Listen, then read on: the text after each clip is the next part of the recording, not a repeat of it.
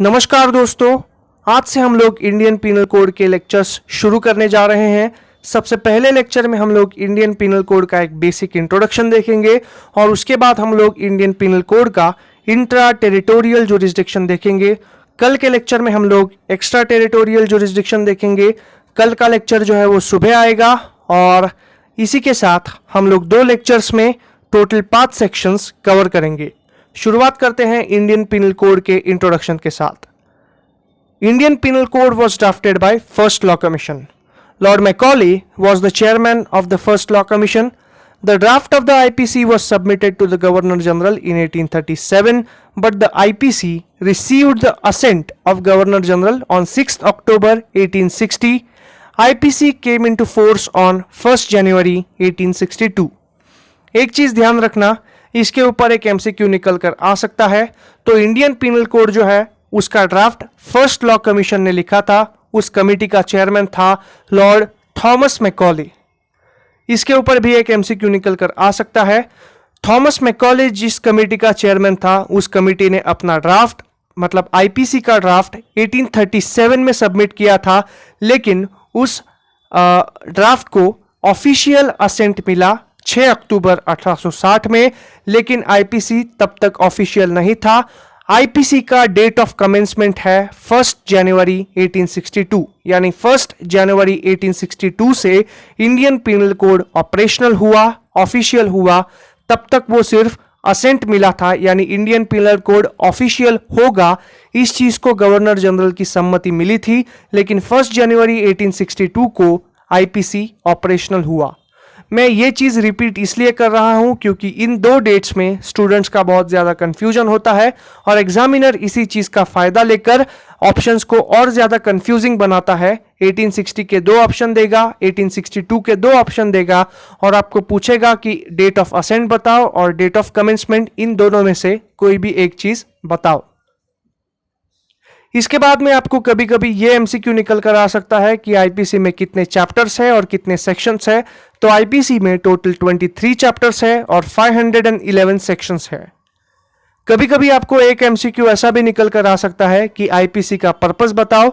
आपने भले पूरा आईपीसी पढ़ा हो, पूरे 511 सेक्शंस पढ़े हो, लेकिन आप लोग आईपीसी का फर्स्ट पेज कभी नहीं पढ़ेंगे। वो पढ़ना चाहिए क्योंकि उसके ऊपर date of assent, date of commencement, IPC किस कमीशन ने लिखा था वो बताया है और इसी के साथ प्रीएम्बल ऑफ द आईपीसी में आईपीसी का पर्पस भी बताया है। प्रीएम्बल का बेयर एक्ट में वर्डिंग कुछ इस प्रकार से है, whereas it is expedient to provide a general penal code for India which is enacted as follows। इसमें पर्पस ऑफ द आईपीसी है to provide a general penal code for India. अभी हम लोग सेक्शन 1 के साथ शुरुआत करने जा रहे हैं। Section 1 of the Indian penal code states that title, extent and operation of the code. Bare act में इसके वर्डिंग्स कुछ इस प्रकार से हैं, this act shall be called as the Indian penal code and shall extend to the whole of India except the state of Jammu and Kashmir. Pre independence era में Kashmir India का भाग था, पाकिस्तान इंडिया का भाग था, बांग्लादेश था, सीलोन था, यानी इंडिया एक बड़ा कंट्री था। लेकिन आफ्टर इंडिपेंडेंस कश्मीर को आर्टिकल 370 ऑफ द कॉन्स्टिट्यूशन ने एक स्पेशल स्टेटस दिया और इसी के साथ जम्मू एंड कश्मीर में इंडियन पीनल कोड 2019 तक एप्लीकेबल नहीं था। जम्मू एंड कश्मीर में रणबीर पीनल कोड एप्लीकेबल था। इसके ऊपर आपको एक एमसीक्यू निकल कर आ सकता है, रणबीर पीनल कोड को याद रखना। लेकिन 2019 में Jammu and Kashmir reorganisation bill दोनों हाउसेस में पास हुआ, यानी लोकसभा और राज्यसभा में पास हुआ और इसी के साथ रणबीर पीनल कोड को इमीडिएट इफेक्ट के साथ रिपील किया और Indian penal code Jammu and Kashmir में भी एप्लीकेबल हुआ। इसके बाद हम लोग सेक्शन 2 और सेक्शन 3 में, सेक्शन 4 में territorial jurisdiction of India study करेंगे, इंडियन पीनल कोड स्टडी करेंगे। तो इसी के साथ आपको ये चीज पता होनी चाहिए कि टेरिटरी ऑफ इंडिया कहां तक एक्सटेंड करती है। सो एज ऑफ 2021 इंडिया में टोटल 28 राज्य है, 9 यूनियन टेरिटरीज है। इंडिया का जो टेरिटोरियल वाटर्स है वो 12 नॉटिकल माइल्स तक एक्सटेंड करता है। इसके ऊपर भी आपको एक एमसीक्यू निकल कर आ सकता है। 28 राज्य, 9 यूनियन टेरिटरीज और इंडिया का टेरिटोरियल वाटर, इनके ऊपर की हवा, इसके ऊपर भी इंडिया का आधिपत्य है। इसके बाद में कोई भी शिप, एयरक्राफ्ट कैरियर जो कि इंडिया में रजिस्टर्ड है वो इंडियन पिनल कोड के अंदर आता है, जुरिस्डिक्शन के अंदर आता है। इसी के साथ कोई भी computer resource which is situated in India is also govern by the Indian penal code. तो ये है इंडियन पिनल कोड का जुरिस्डिक्शन जो कि इंडिया की टेरिटरी तक एक्सटेंड करता है। इसके बाद हम लोग देखेंगे intra territorial jurisdiction of the IPC. Bear act में इसका वर्डिंग कुछ इस प्रकार से है, punishment of offenses committed within India, every person shall be punished, every person shall be liable to the punishment under this code and not otherwise for every act or omission contrary to the provisions thereof of which he shall be guilty within India। सबसे पहले हम लोग इसका explanation read out कर देते हैं, इसके बाद मैं आपको हिंदी में समझाऊंगा।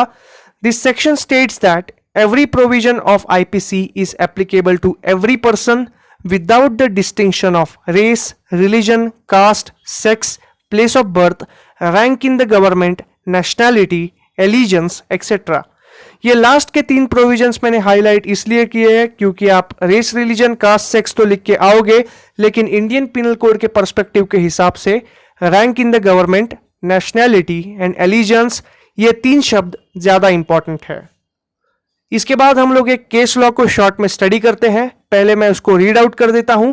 This section also states that a company can also be sued for the offence committed by its directors, employees, promoters, etc., except for several offenses like murder, rape, dacoity, perjury, etc., which can be committed by natural individuals। इसका मतलब है intra territorial jurisdiction of Indian penal code extends to the territory of India, और हर एक person जो कि इस India की पर्टिकुलर टेरिटरी में लायबल है, यानी 28 राज्य, 9 union territory, territorial waters up to 12 nautical miles, air above them, beneath them, any ship, aircraft carrier registered in India और computer resource registered in India, इनके ऊपर कोई भी अगर ऑफेंस कमिट होता है तो इन पर्टिकुलर चीजों में कोई भी इंडियन या फिर फॉरेनर होगा तो वो इंडियन पिनल कोड के द्वारा गवर्न किया जाएगा। इसी के साथ इंडियन पिनल कोड कोई भी एक्सेप्शन नहीं रखता with respect to race, religion, caste, sex, place of birth, rank in the government, nationality, allegiance, etcetera. इसी के साथ आईपीसी ये भी कहता है IPC is able to sue a company for the offences committed by its directors, employees, promoters, etcetera. यानी कोई civil offences होंगे या फिर क्रिमिनल ऑफेंसेस होंगे तो इंडियन पिनल कोड कंपनी को भी सू कर सकता है, except for some offences which cannot be created और committed by unnatural persons which is company. Company is an artificial legal person created by law. Some offenses can only be committed by natural persons. तो सिर्फ natural offences के लिए company को सू नहीं किया जा सकता, लेकिन बाकी सारी चीजों के लिए इंडियन पिनल कोड का जुरिस्डिक्शन कंपनी के ऊपर भी लायबल है। केस लॉ याद रखिए, सिंडिकेट ट्रांसपोर्ट कंपनी केस 1963। अभी हम लोग इसका फर्दर एक्सप्लेनेशन देखेंगे। According to this section, even if a person is foreigner and he is found guilty of an offense in India, he shall be tried as per the provisions of Indian Penal Code and not as per the provisions of the Penal Code in his home country। इसका मैं आपको एक illustration देना चाहूंगा, इससे आपको एक समझ में आएगा। Mr. A is a French citizen, he is a married person, he comes to in India, has an extramarital affair with the wife of friend in India, which means he is guilty of an offense of adultery in India and he will be tried as per the provisions of Indian laws even though it is legal in France। इसका मतलब है intra territorial jurisdiction के हिसाब से अगर कोई foreigner India में आता है इन 28 राज्य, 9 यूनियन टेरिटरीज, टेरिटोरियल वाटर्स या फिर एयरक्राफ्ट में या फिर शिप में आता है और कोई ऑफेंस कमिट करता है, भले ही वो फॉरेनर है, भले ही वो अपने देश में, भले ही जो ऑफेंस उसने कमिट किया है वो उसके देश में ऑफेंस नहीं माना जाता, लेकिन उस पर्टिकुलर ऑफेंस को अगर इंडियन पिनल कोड भी ऑफेंस मानता है तो फॉरेनर को भी इंडियन पिनल कोड के प्रोविजंस का सामना करना पड़ेगा। यह कहता है इंडियन पिनल कोड का सेक्शन 2 इंट्रा टेरिटोरियल जुरिस्डिक्शन। इसका एग्जाम्पल मैंने दिया है, मिस्टर ए एक फ्रेंच नागरिक है, वो इंडिया में आता है, अपनी दोस्त की वाइफ के साथ एक अफेयर करता है, सेक्सुअल इंटरकोर्स करता है, which means he is guilty of an offence of adultery in India. जो सेक्सुअल इंटरकोर्स है वो फ्रेंड की वाइफ के कंसेंट के साथ हुआ है, otherwise it would have been a rape. लेकिन मिस्टर ए आता है और commits the offence of adultery. Even though France में एडल्टरी ऑफेंस नहीं है, लेकिन फ्रेंच नागरिक ये नहीं कह सकता कि मुझे नहीं पता था कि इंडिया में ये ऑफेंस है, मेरे देश में ये ऑफेंस नहीं है, क्योंकि there is a Latin maxim, ignorance of law is no excuse. और इसी के साथ आईपीसी भी इसे अध्ययन करता है और आईपीसी इग्नोरेंस ऑफ लॉ को कोई एक्सक्यूज नहीं मानता और मिस्टर ए को इंडियन पिनल कोड के प्रोविजंस का सामना करना पड़ेगा। और नोट, एक चीज याद रखना, मुझे पता है कि adultery is not a criminal offence anymore, this is an old illustration, you can refer to any offence which is legal in other countries and not legal in India.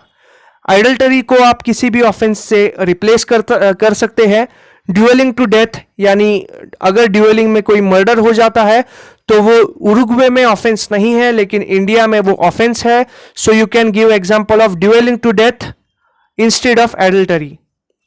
अभी हम लोग अगले केस लॉ की तरफ बढ़ते हैं। Mubarak Ali versus state of Bombay. The basis of jurisdiction of an offense under section 2 of the Indian Penal Code is defined by the place of offense and not the nationality of offender.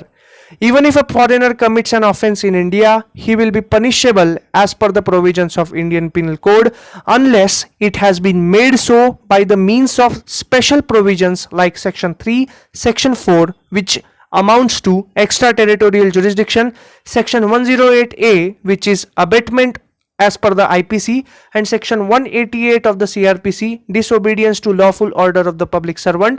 अगर ये तीन offences होंगे तो उस particular इंसान को intra territorial jurisdiction वाला द्वारा गवर्न नहीं किया जाएगा, बल्कि एक्स्ट्रा टेरिटोरियल जुरिस्डिक्शन के द्वारा गवर्न किया जाएगा। Otherwise nationality of the person और offender is not an excuse as per the Indian penal code. इस पर्टिकुलर केस में मुबारक अली अहमद एक पाकिस्तानी नागरिक था और उसने इंडिया में आकर फोर्जरी कमिट किया था, which is an offence as per the Indian penal code. उसने ये दलील पेश की थी कि वो एक पाकिस्तानी नागरिक है, इसीलिए इंडियन पिनल कोड द्वारा वो गवर्न नहीं किया जाता। लेकिन इस पर्टिकुलर केस में ऐसा बताया गया कि the offense was committed in India, so nationality of the offender is not an excuse as per the Indian Penal Code. Indian Penal Code के jurisdiction के कुछ exceptions है, जो कि president and governor of the state have a personal immunity for their official actions according to Article 361 of the Indian Constitution. Foreign sovereigns are exempted from the jurisdiction of Indian Penal Code. Foreign ambassadors are also exempted from the jurisdiction of Indian Penal Code. Alien enemies या फिर prisoners of wars are also exempted from the jurisdiction of Indian Penal Code. Foreign army, if it is according to the permission of central government of the host country, then the offenders of foreign army are also exempted from the jurisdiction of Indian Penal Code. पहला जो exception मैंने बताया वो article 361 of the Indian constitution की वजह से है, और बाकी सारे पब्लिक इंटरनेशनल लॉ के जो प्रोविजंस है उनकी वजह से एक्सेप्शंस माने जाते हैं। So the following persons are not responsible to the jurisdiction of Indian penal code even though the offence is committed within India.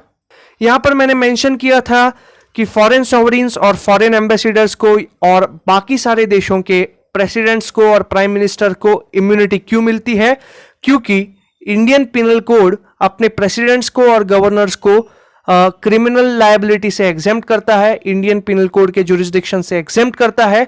तो पब्लिक इंटरनेशनल लॉ के प्रोविजंस के हिसाब से अगर आप अपने देश के प्रेसिडेंट को एग्जेम्प्ट कर रहे हो तो हमारे देश के भी प्रेसिडेंट को और गवर्नर्स को एग्जेम्प्ट करो या फिर सॉवरेन्स को एग्जेम्प्ट करो। अगर इंडिया ने ऐसा किया तो बाकी सारे देश भी इंडिया के प्रेसिडेंट को, गवर्नर्स को और फॉरेन इंडियन सॉवरेन्स को एग्जेम्प्ट करेंगे from the provisions of their penal code. ये कहता है पब्लिक इंटरनेशनल लॉ के following provisions, all countries are equal and principle of reciprocity. और इसी की वजह से डिप्लोमेट्स, फॉरेन सॉवरिन्स और फॉरेन आर्मीज को भी एग्जेम्प्ट किया जाता है from the jurisdiction of Indian penal code. मेरे ख्याल से आपको इंट्रा टेरिटोरियल जुरिस्डिक्शन समझ में आया होगा। कल के लेक्चर में हम लोग एक्स्ट्रा टेरिटोरियल जुरिस्डिक्शन का डिस्कस करेंगे और आशा करता हूं आपको ये लेक्चर पसंद आया होगा। That's it for today's lecture. Thank you so much. Please like, share and subscribe to my channel.